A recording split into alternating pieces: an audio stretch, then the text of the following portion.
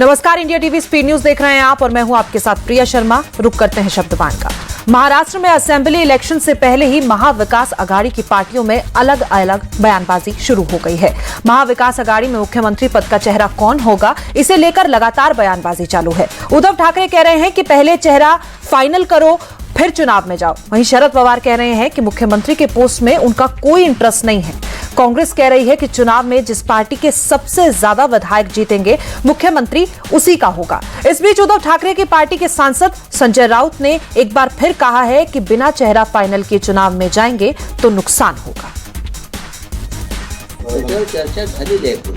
इस मुद्दे पर पहले भी चर्चा हो चुकी है, बार बार क्या बात करें। उद्धव ठाकरे की भूमिका साफ है कि चाहे कांग्रेस हो, एनसीपी हो, अघाड़ी में जो भी सहयोगी हैं, उन्हें ये तय करना चाहिए कि मुख्यमंत्री पद का आपका चेहरा कौन है। दूसरी एक और बात उन्होंने कही कि जिसकी ज्यादा सीटें चुनकर आएंगी उसका मुख्यमंत्री हो। ये फॉर्मूला कभी सफल नहीं होता। हमें बीजेपी के साथ गठबंधन में इसका अनुभव हो चुका है। इससे एक दूसरे की सीटें गिराने का काम होता है। 2014 से लेकर 2019 तक और शुरू से हमने ये देखा है।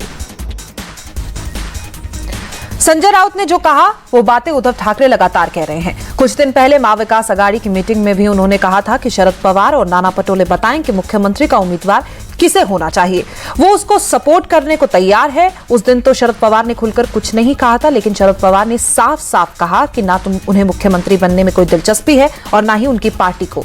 वो सिर्फ महायुति की सरकार हटाना चाहते हैं। मैं अपनी ओर से कह सकता हूं कि मेरी पार्टी में किसी को भी मुख्यमंत्री बनने में रुचि नहीं है। हमें किसी को प्रोजेक्ट भी नहीं करना है। हमें सिर्फ सत्ता परिवर्तन करना है और ये परिवर्तन करने के बाद महाराष्ट्र की जनता को बेहतरीन प्रशासन देने का हमारा इरादा है। इसीलिए कौन मुख्यमंत्री बने ये हमारे लिए कोई मसला ही नहीं है और मैं मुख्यमंत्री बनूं ये तो सवाल ही नहीं उठता। इसीलिए इस मुद्दे पर चर्चा करने की बजाय लोगों को अच्छा विकल्प देने पर हमें ध्यान केंद्रित करना चाहिए। बीजेपी नेता और महाराष्ट्र सरकार में मंत्री गिरीश महाजन ने कहा कि महाराष्ट्र में अभी इलेक्शन अनाउंस भी नहीं हुए हैं और महाविकास अघाड़ी में खींचतान शुरू भी हो गई। कांग्रेस कुछ कह रही है, उद्धव ठाकरे कुछ कह रहे हैं और ये सब कुछ कुर्सी पाने के लालच में हो रहा है। उनकी रस्सी कैच चल रही है तो हम लोग कई दिनों से देख रहे हैं। कांग्रेस कहती है जिसकी ज्यादा विधायक वो होगा, शिवसेना कहती है उद्धव जी हो गए। अब उद्धव जी तो पीएम के लिए भी कैंडिडेट थे, अभी पीएम नहीं बने तो अभी सीएम के लिए आ रहे हैं। उनको तो कहीं ना कहीं कुर्सी में बैठने की जल्दी हुई है। देखते भी क्या क्या होता है। तो तीनों में तनाव तो चल रहा है महाअघाड़ी में, कौन सीएम बनेगा। पहले सीएम के लिए बहुमत तो लगेगा, मेजोरिटी तो आनी चाहिए, उसके पहले इनके झगड़े चल रहे हैं। महाराष्ट्र से अब रुख करते हैं बिहार का।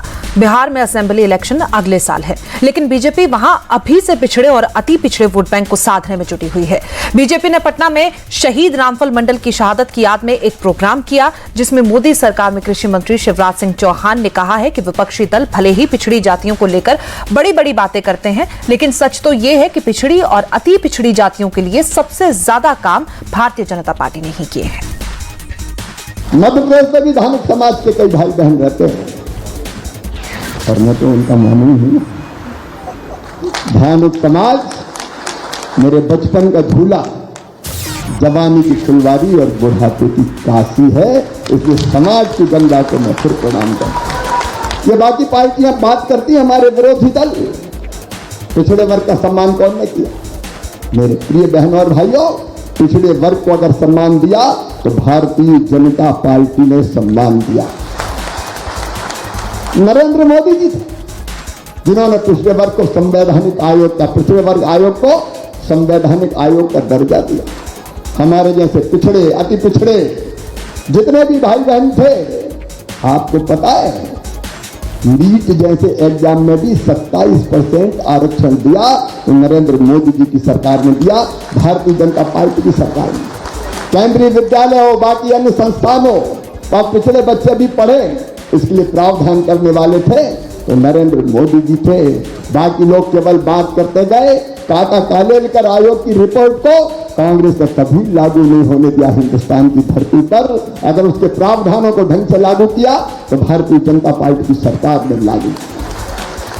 और मुझे तो कृषि मंत्री बनाया है, ग्रामीण विकास मंत्री बनाया है, और कृषि मंत्री के रूप में दिन और रात मेरी चिंता ये रहती है कि और अच्छा कर, और बेहतर कर, गरीब की जिंदगी, किसान की जिंदगी, आम आदमी की जिंदगी, पिछड़ों की जिंदगी, उसके लिए दिन और रात काम करेंगे।